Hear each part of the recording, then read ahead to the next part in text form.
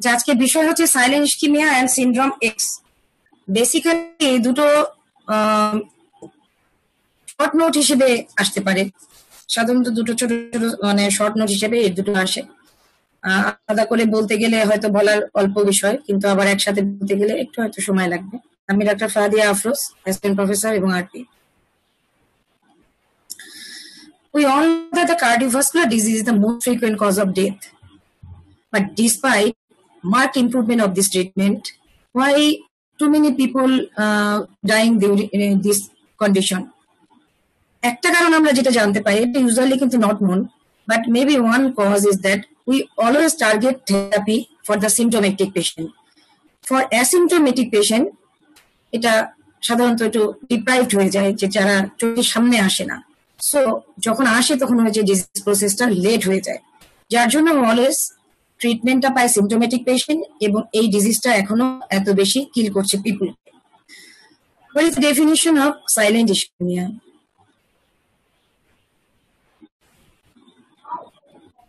এটা নামানো যায় কিভাবে? Okay, fine. So it's the objective evidence for myocardial ischemia without angina or angina equivalence in a patient with coronary artery disease or coronary spasm. আমি সবাইকে একটু sorry বলে নিচ্ছি শুরুতে, আমার গলা যেহেতু ভাঙা, হয়তো আপনারা কথা খুব ভালো স্পষ্ট বুঝতে পারবেন না, কষ্ট করে বুঝে নিতে হবে। A study showed that in 48 patients from witness of sudden cardiac arrest. So before cardiac arrest, the witness tell that within a 48 patient, only 27% patient had the chest pain, and other symptoms is 10%, and 63% patients has no symptom. So most common is asymptomatic one. Its incidence is in after myocardial infarction is more 50%, cerebral angina 40 to 50%, general proportion 2 to 4%, but you can see that is in case of sudden death, 100% is due to silent myocardial ischemia. In case of unstable angina, it is 90%, diabetic 50%, and after PCI, it is 22%. A Kohn classification, they classified it into 3 types. Type 1, it is least common.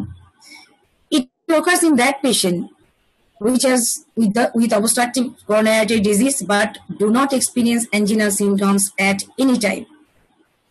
Type 2, it is most commonly occurs in patients those have previous myocardial infarction.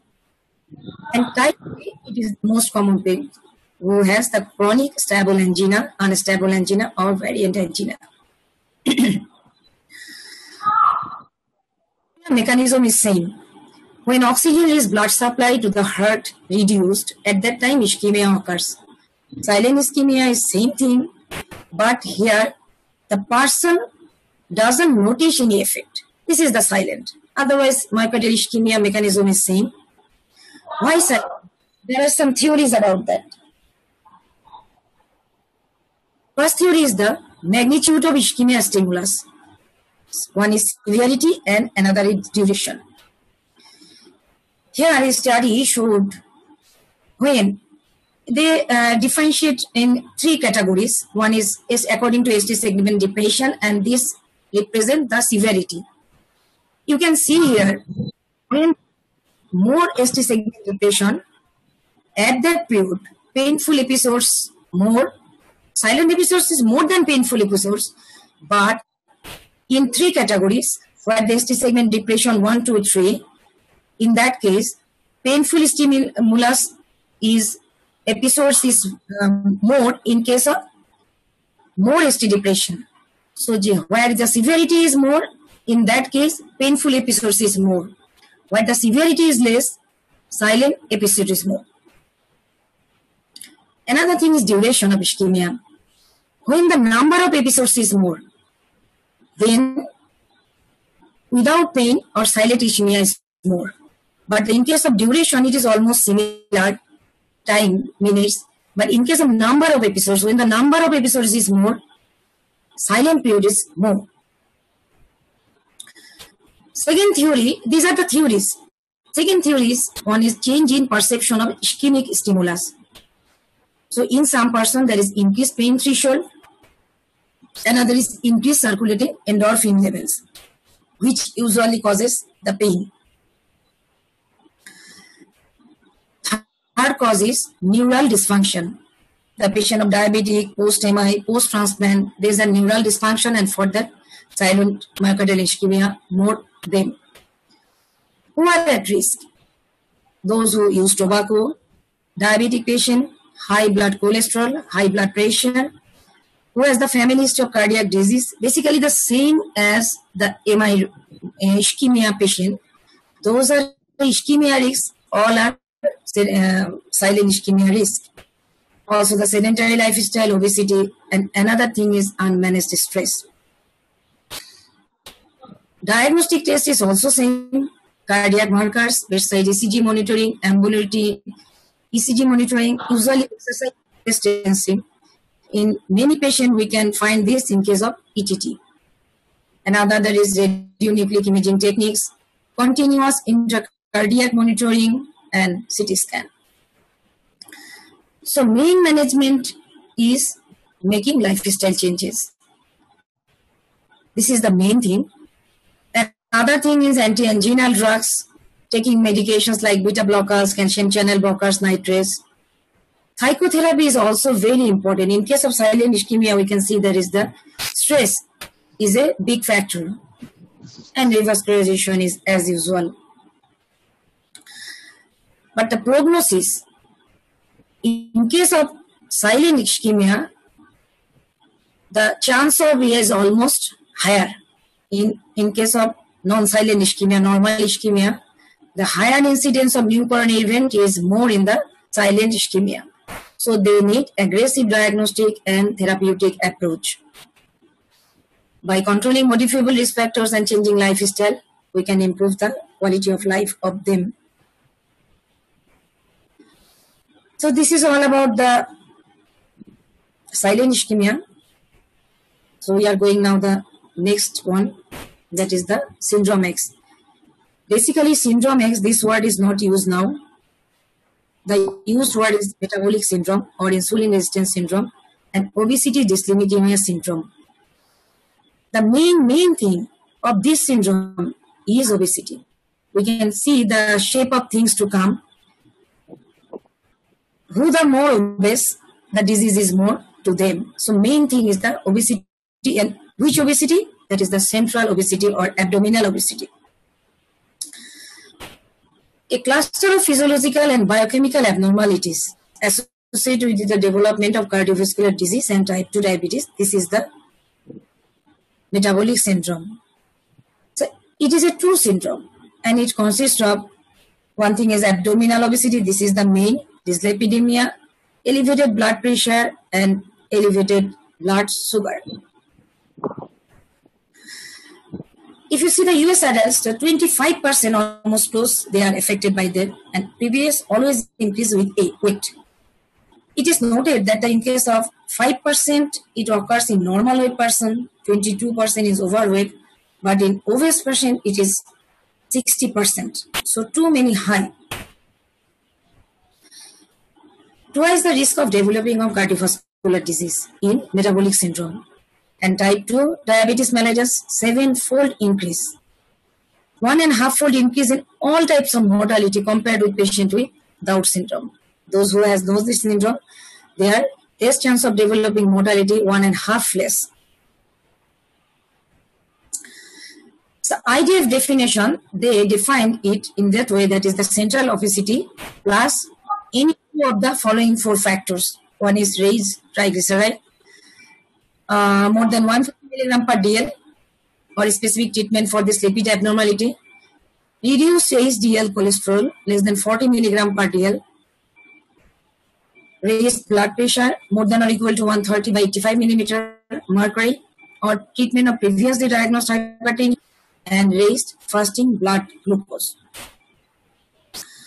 This is the same thing. The associated clinical condition, usually type 2 diabetes mellitus, cardiovascular disease, and other things is fatty liver, polycystic sleep apnea, cholesterol, gallstones, etc.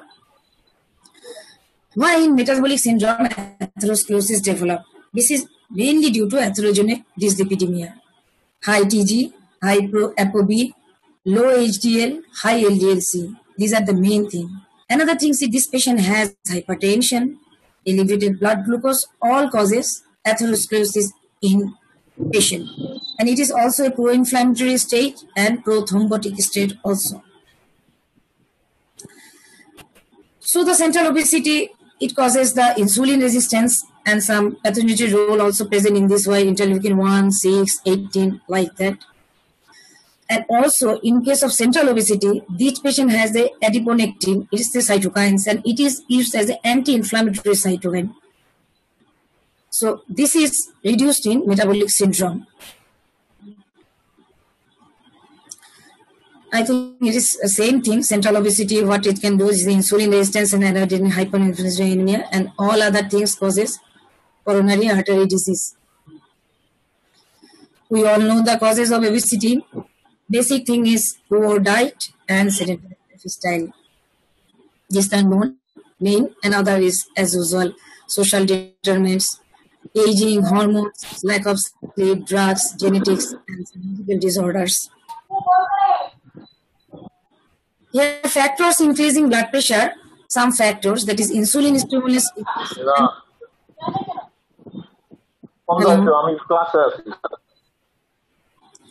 কারণ মনে ইয়া on mute করা নাই।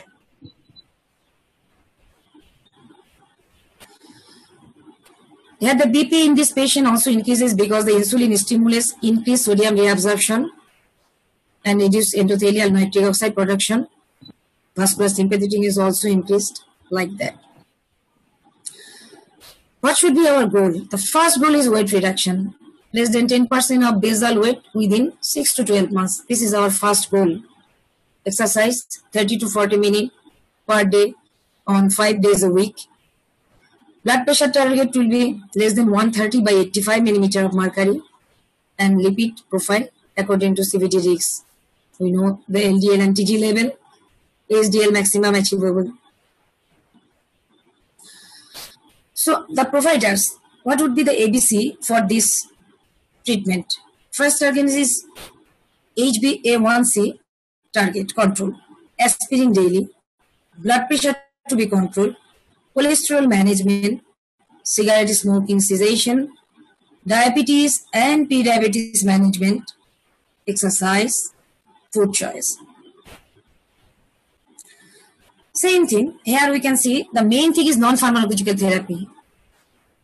Basically in this syndromics, only needed non-pharmacological therapy is more. We need lifestyle modification, dietary advice, weight reduction, physical activity, and also definitely smoking cessation. And bariatric surgery for obese person is only needed if not respond to diet and BMI more than 40 kg per meter square, not respond to exercise, without drug therapy, anything, then we can consider the bariatric surgery. And also patient if BMI more than 35 kg per meter square, if they have some comorbidities like hypertension, impaired glucose tolerance, diabetes mellitus, dyslipidemia, sleep apnea, like that. In that case, we can consider bariatric surgery. And also the treatment of obesity. You can see only the treatment of obesity. 3 category and then other treatment. Here, orlistat you can use if BMI is more, and drug therapy if needed. Patient should be hypertension, treatment of hyperlipidemia is needed. So in summary, we can say the metabolic syndrome is the collection of high blood pressure, blood glucose, abdominal obesity, and abnormal lipid. Risk factor for DN and CVD. It will be soon the number 1. And most important thing is the abdominal obesity. Lifestyle change is the major thing of this. Pharmacotherapy is added, only lifestyle changes are inadequate. Thank you.